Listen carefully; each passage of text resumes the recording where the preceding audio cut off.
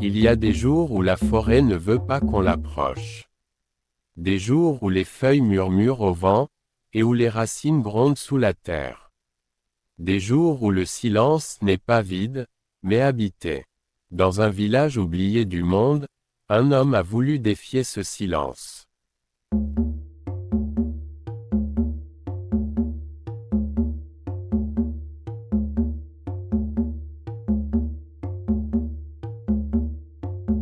Voici l'histoire de Tandé, l'homme qui aimait trop les champignons.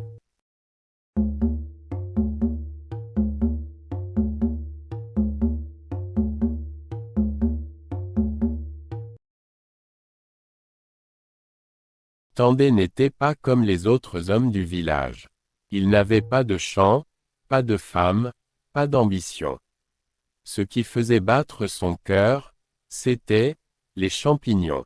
Ce qu'on trouve au pied des vieux arbres, là où la mousse respire, là où la pluie a dormi. Il les connaissait tous, les blancs nacrés, les noirs brûlés, les rouges piquants.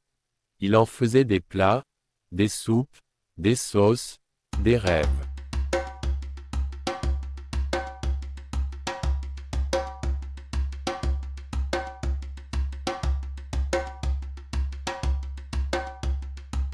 Dans ce village, il y avait une loi. Une seule, mais sacrée. Le dimanche, personne, je dis bien personne, ne devait entrer en forêt. Pas pour chasser, pas pour ramasser du bois, pas même pour cueillir une feuille. Car le dimanche, disaient les anciens, la forêt appartient aux esprits. Elle devient leur sanctuaire, leur route, leur royaume. Et quiconque ose y mettre les pieds ce jour-là, risque de ne jamais revenir le même.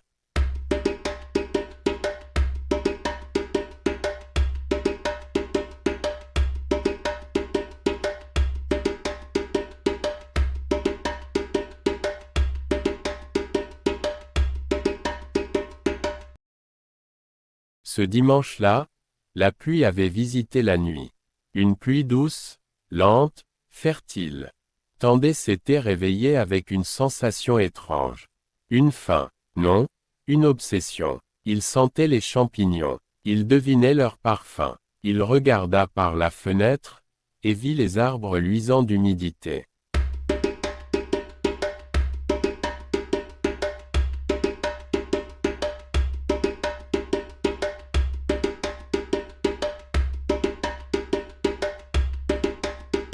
Juste à l'orée, pensa-t-il.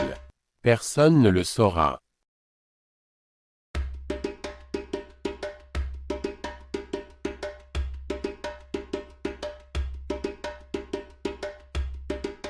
Il prit son panier, son couteau, et sortit, pendant que le village dormait encore.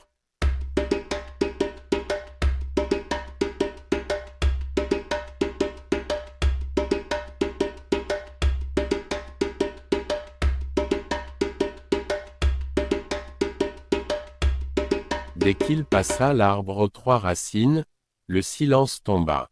Les oiseaux se turent. Le vent recula. Tandé s'enfonça entre les troncs, et la forêt s'ouvrit, comme si elle l'attendait.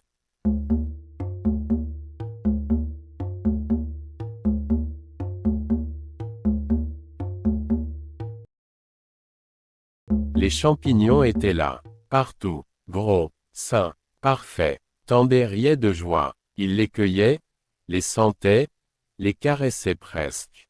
C'était trop facile.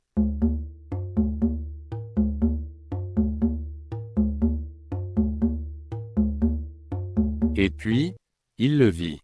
Un champignon noir, brillant comme de l'huile. Inconnu, unique.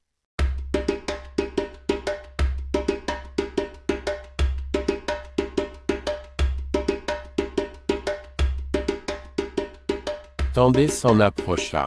Il le coupa. Il le posa dans son panier. Et au moment précis où il referma le couvercle.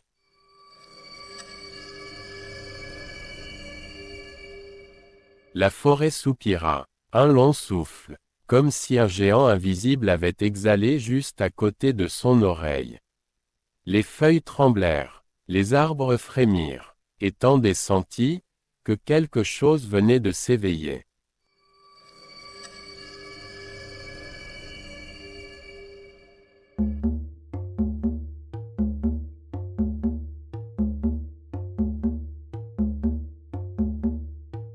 Il leva les yeux, et là, entre deux troncs, il vit une forme blanche, immobile, un squelette, debout, les orbites vides braquées sur lui. Un doigt pointa, lentement, et le squelette fit un pas. Tendé hurla. Il courut, mais le squelette ne courait pas. Il marchait, doucement, mais toujours derrière lui, toujours à la même distance.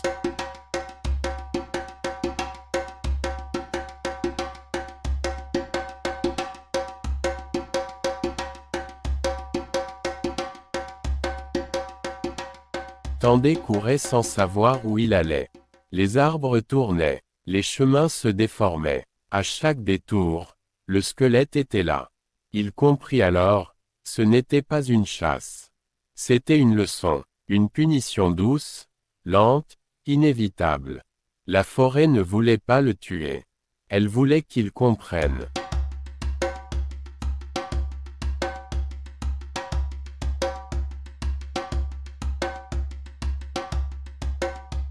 Tendé tomba dans une clairière. Au sol, des symboles. Des coquillages. Des os d'animaux. Un autel ancien. Un cercle sacré. Le squelette s'arrêta. Il leva la main. Et dans la tête de Tendé, une voix résonna.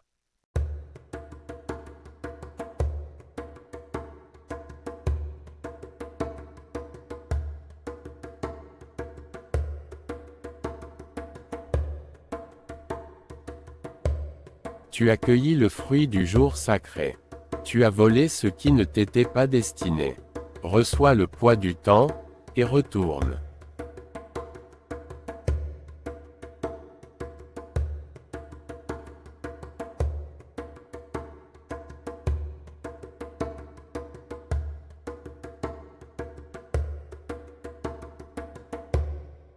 Tendé ouvrit les yeux. Il était à l'orée du village. Son panier, vide. Ses mains, couvertes de cendres. Sa tête, pleine d'échos. Le soleil se couchait. Mamie Nongo l'attendait, assise. Elle ne dit rien. Elle savait. Tendé n'expliqua jamais ce qu'il avait vu. Mais il ne retourna jamais en forêt un dimanche.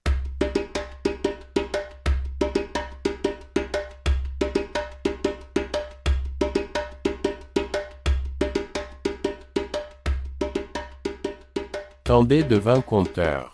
Chaque samedi soir, il rassemblait les enfants, et leur racontait des histoires de patience, de temps, et de respect. Mais jamais, il ne parlait du squelette.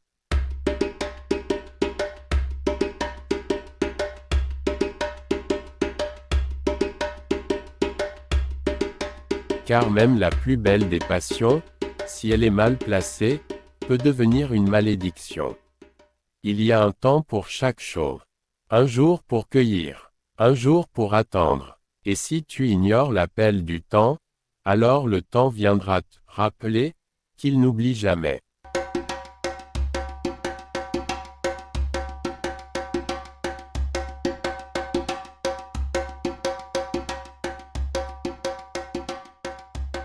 Abonnez-vous à la chaîne Les Contes de Lustella pour plus de contes magiques. Laissez un commentaire pour nous dire quel genre d'histoire est ce que vous préférez.